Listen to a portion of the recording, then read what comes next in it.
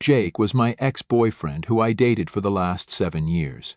We first met each other when we were in college.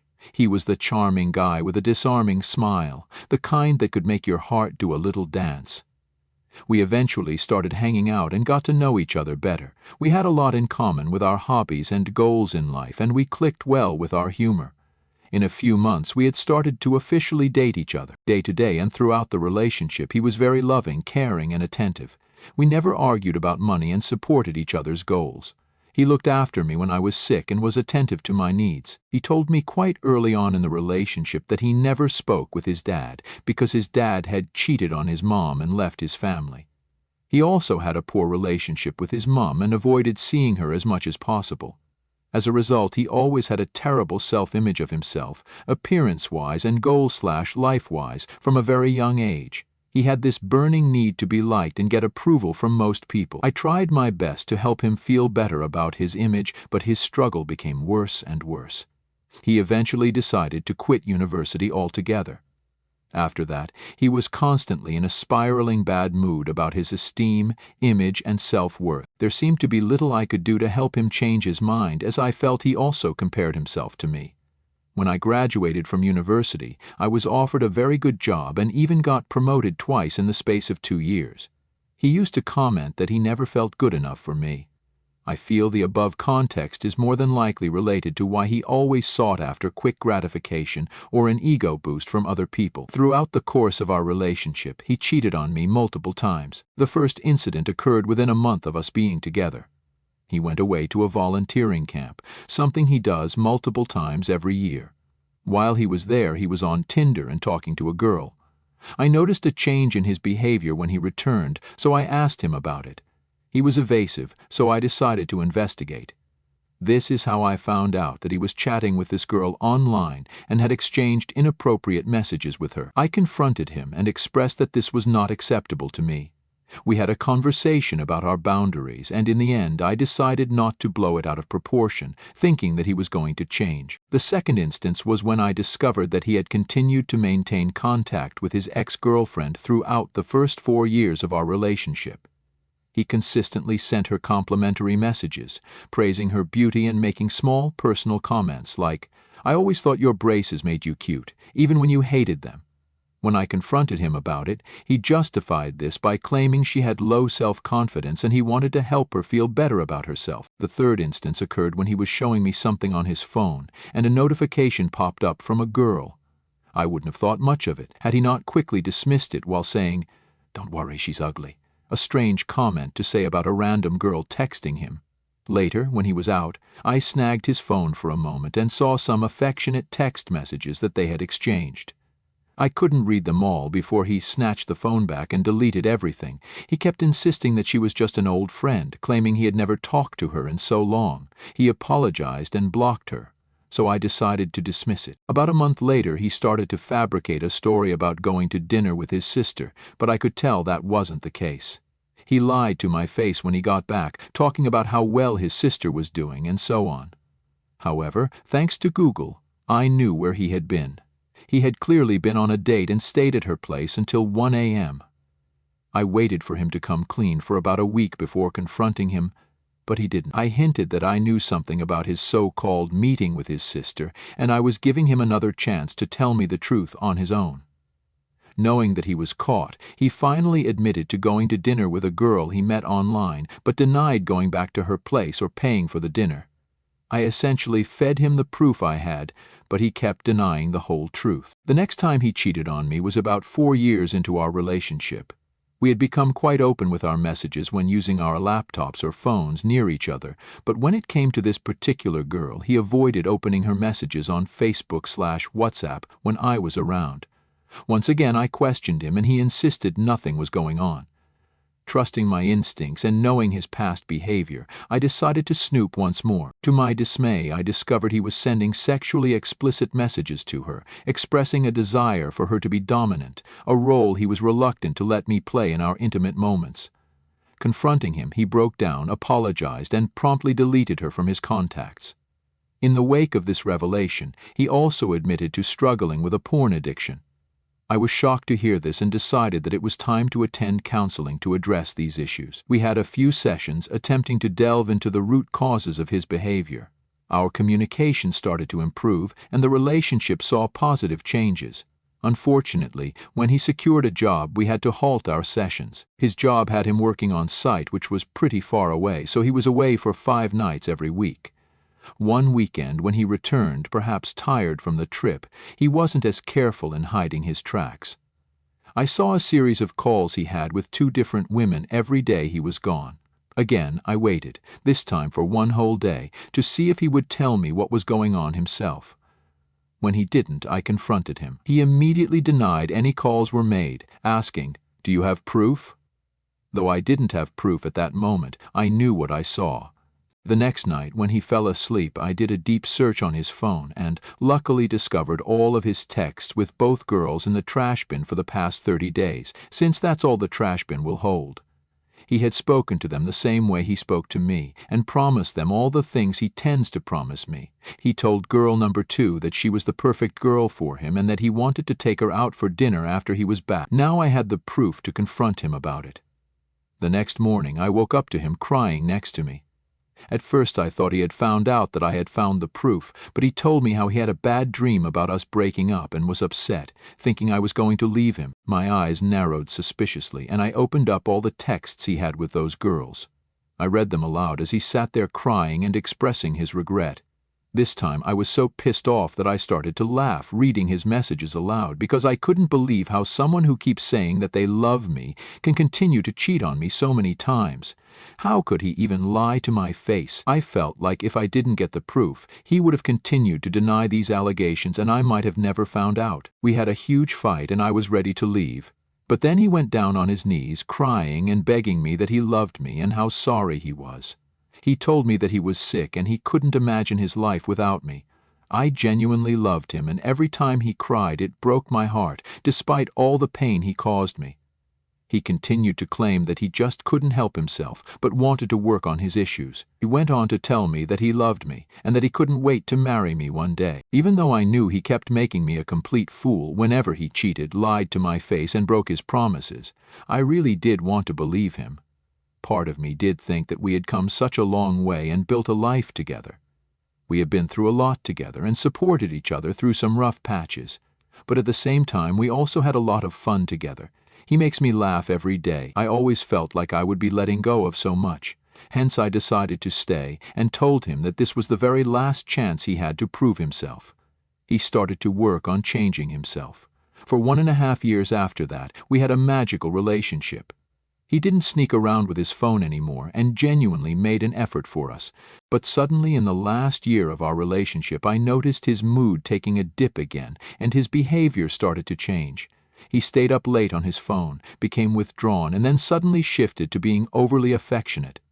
This continued for about 2 weeks, and my gut feeling told me something was amiss.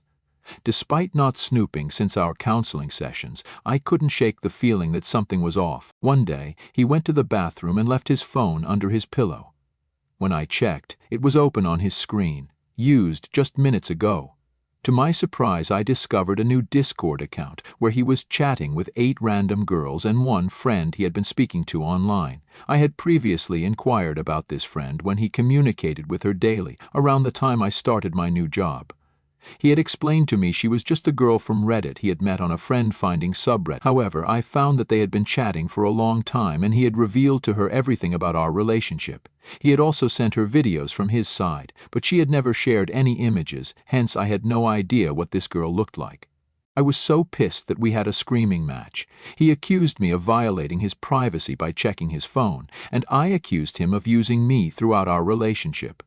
He finally admitted that he had developed feelings for this girl over the past year and was starting to get emotionally involved with her.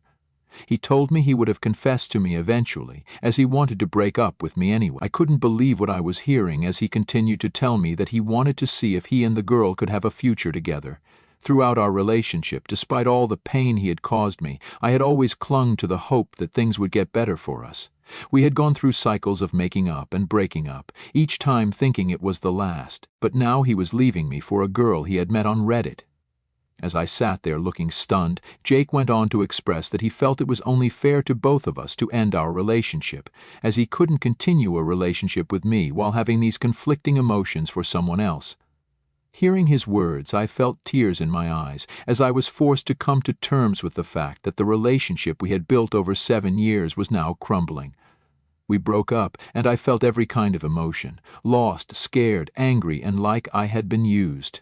Despite the pain, my heart couldn't help but ache, torn between the love I had for Jake and the way he had betrayed me. Flash forward 5 months post-breakup, and while I am still trying to heal and move on, my younger sister announces that she is getting married.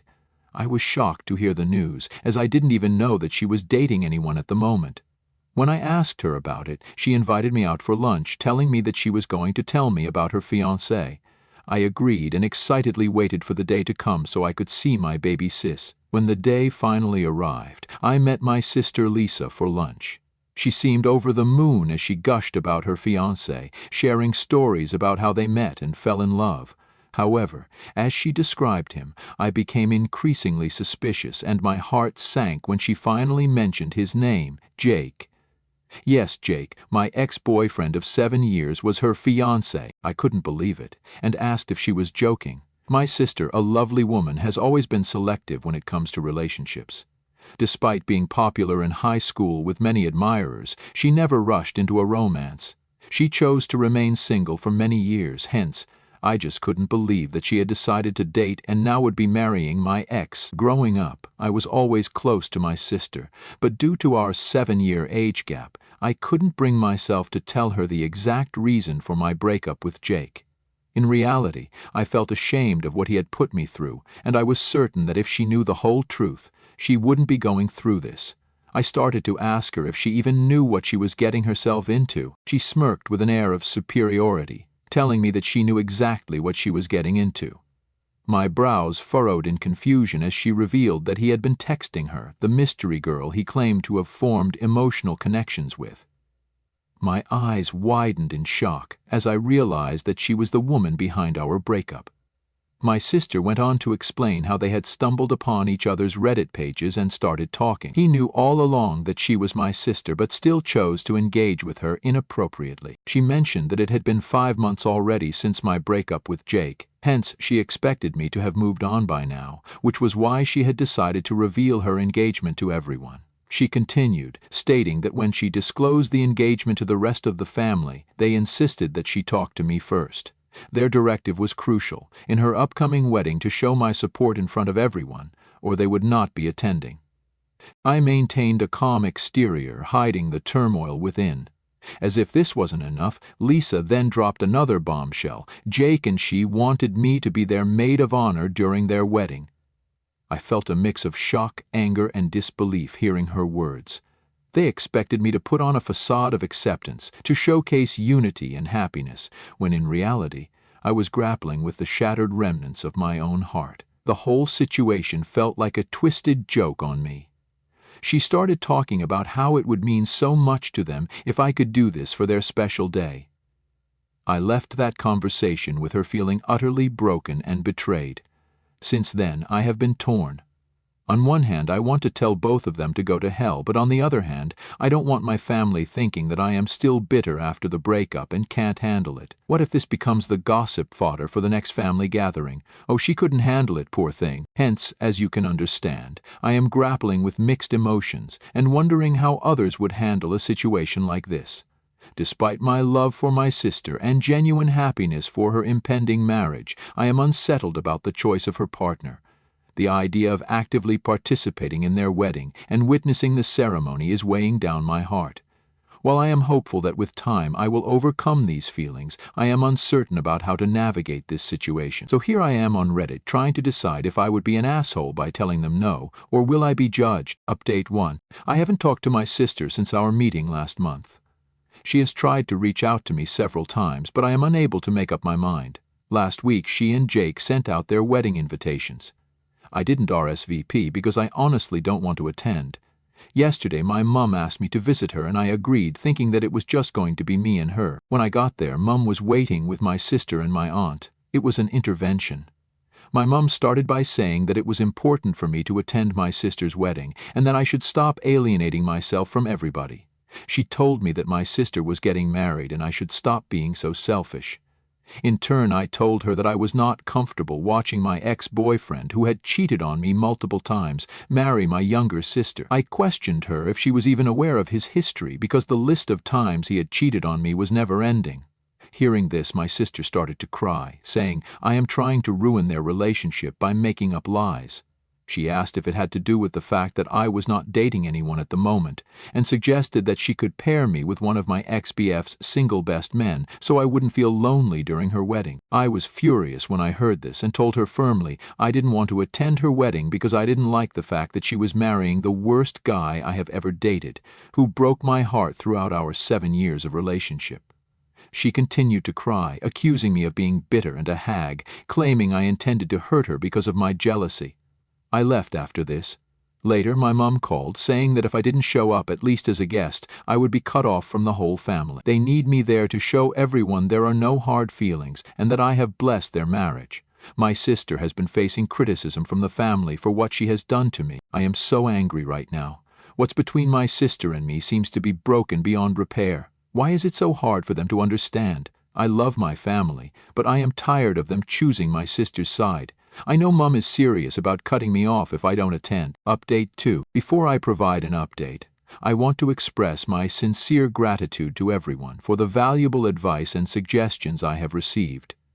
While some of you suggested planning revenge for my sister's wedding, I must apologize because I simply don't believe in such pettiness. I have come to realize that the only hurt I have been feeling was because of the way my mom has treated me throughout this ordeal. Since my sister announced her wedding, I have felt that my mom has let me down by not thinking about my emotions and what I am going through. At the end of the day, I can't control who my sister or my ex ends up marrying. If my sister wants to marry Jake and believes it will make her happy, then I am no one to stand in her way. However, I decided to make one last attempt to mend things with my mom and explain how her actions have hurt me. Last Friday, I visited her while she was alone at the house. I started by expressing my hurt about the intervention because I didn't think I needed one. I shared that it hurt that she always took my sister's side and explained my many reasons for not attending my sister's wedding. I told her how my relationship with my sister had changed and couldn't be normal anymore because I couldn't see myself being anywhere near my ex. I don't feel obligated either to try and repair her reputation in front of our relatives by attending her wedding. She has chosen to make a very controversial life choice by marrying my ex-boyfriend, knowing that I had dated him for so many years. Hence, she must have known already that people will give her a hard time. But if she really loves him, then honestly she shouldn't even care about their opinion. As I spoke, I noticed my mom getting more and more upset. After I finished, she told me that she was right in thinking that I am a vindictive hag, that she's ashamed of me, and that my bitterness is the reason I will end up alone in the end. She told me I was pathetic for not attending my own sister's wedding and was so stuck up with my own ego. I started to cry hearing her words, as I knew I didn't deserve to get so much hate from my own parents. Her words hit me hard, and I walked out of her house promising myself that I would never contact her again.